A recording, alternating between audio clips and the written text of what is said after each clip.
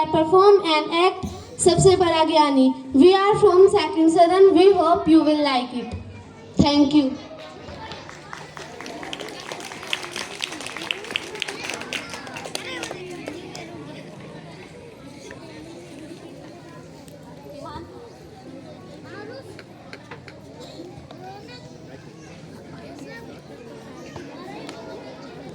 महारानी की जय हो। दरबार में उपस्थित आप सभी विद्वानजनों का स्वागत है। हमें यह कहते हुए गर्व हो रहा है कि जिस प्रकार की उत्कृष्ट विद्वानों की मंडली हमारी राज्यसभा में है, वैसी विद्वानों की सभा अन्य किसी राज्य में नहीं। हमारी राज्यसभा के विद्वानों से शास्त्रार्थ करने का साहस निकटवर्ती अन्य किसी राज्यों के आचार्यों, विद्वानों, ऋषियों और मनुष्यों में है ही नहीं। आपने सही कहा महारानी जी।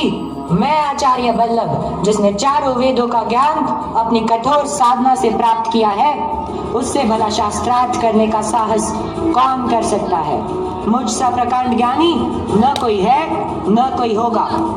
क्षमा करिए महारानी, यह आचार्य वल्लभ का ज्ञान नहीं बल्कि उनका अहंकार बोल रहा है। आप कौन हैं ब्राह्मण देव, और आचार्य वल्लभ के ज्ञान पर प्रश्न चिन्ह उठाने का आपका क्या उद्देश्य है? क्या आप आचार्य वल्लभ के ज्ञान से अपरिचित हैं?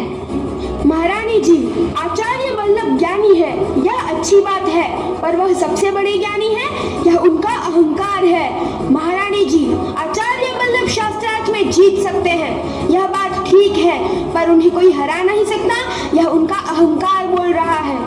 ब्राह्मण देव, आचार्य वल्लभ हमारी राज्यसभा के प्रकांड विद्वान हैं। उनके प्रति की गई आपकी टिप्पणी असंगत है। आप अपनी बात वापस लीजिए, अन्यथा अपनी बात सिद्ध करने के लिए प्रमाण दीजिए।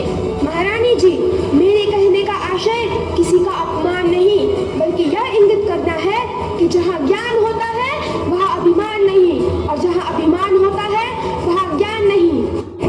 मैं कब से तुम्हारी बकबक सुने जा रहा हूँ। अगर तुम्हें लगता है कि मैं अभिमानी हूँ, तो मुझे शास्त्रार्थ में हराकर अपनी प्रामाणिकता सिद्ध करो, अथवा मेरे पैरों पर गिरकर मुझसे माफी मांगो।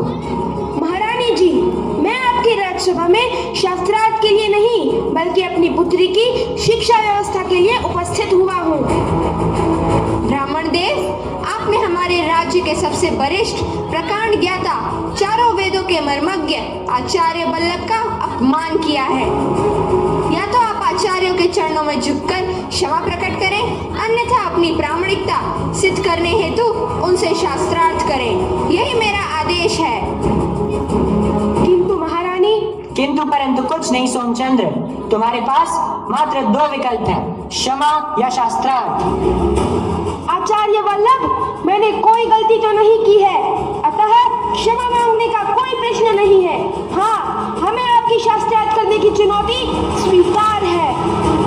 तो महारानी जी, इस शास्त्रार्थ के नियम और शर्तें आपके समक्ष प्रकट करता हूँ। कृपया स्वीकृति प्रदान करें। जो इस शास्त्रार्थ में हारेगा, वह आज संध्या होने से पूर्व जल समाधि ले लेगा। शर्त और नियम मुझे स्वीकार है। हारने वाला कल का सूरज नहीं देखेगा। शास्त्रार्थ प्रारंभ किया जाए।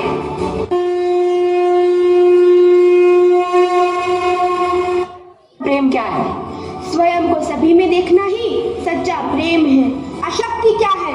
प्रेम में मांग, अपेक्षा, अधिकार, आसक्ति है। बुद्धिमान कौन है? जिसके पास विवेक है वह बुद्धिमान है। जागते हुए भी कौन सोया हुआ है? जो आत्मा को नहीं जानता, वो जागते हुए भी सोया हुआ है। अस्थाई क्या है? यौवन, धन और जीवन। दुर्भाग्य का कारण क्या है? मद और अहंकार। संसार को कौन जीतता है? जिसमें सत्य और श्रद्धा हो वही इस संसार को जीतता है। अज्ञान क्या है? आत्मज्ञान का अभाव अज्ञान है। सबसे तेज गति से कौन चलता है? सूर्य का प्रकाश।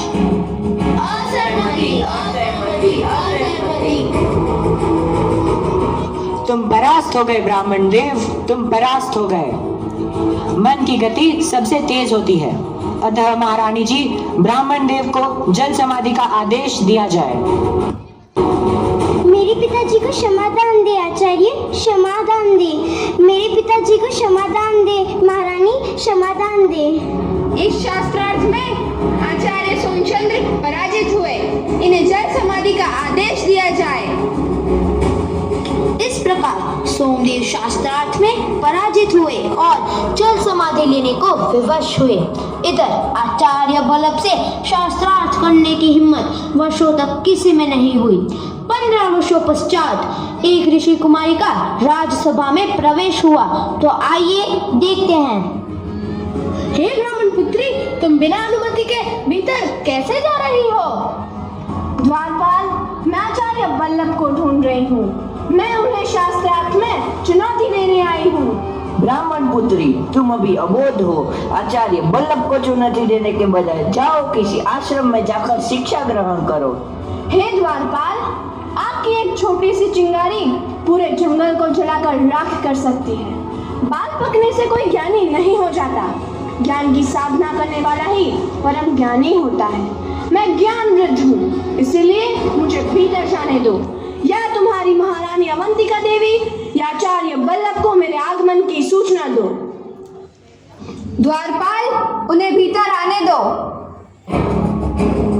महारानी अवंतिका देवी को मेरा प्रणाम। महारानी जी, मुझे आचार्य बल्लभ से शास्त्रार्थ करने की अनुमति प्रदान करें।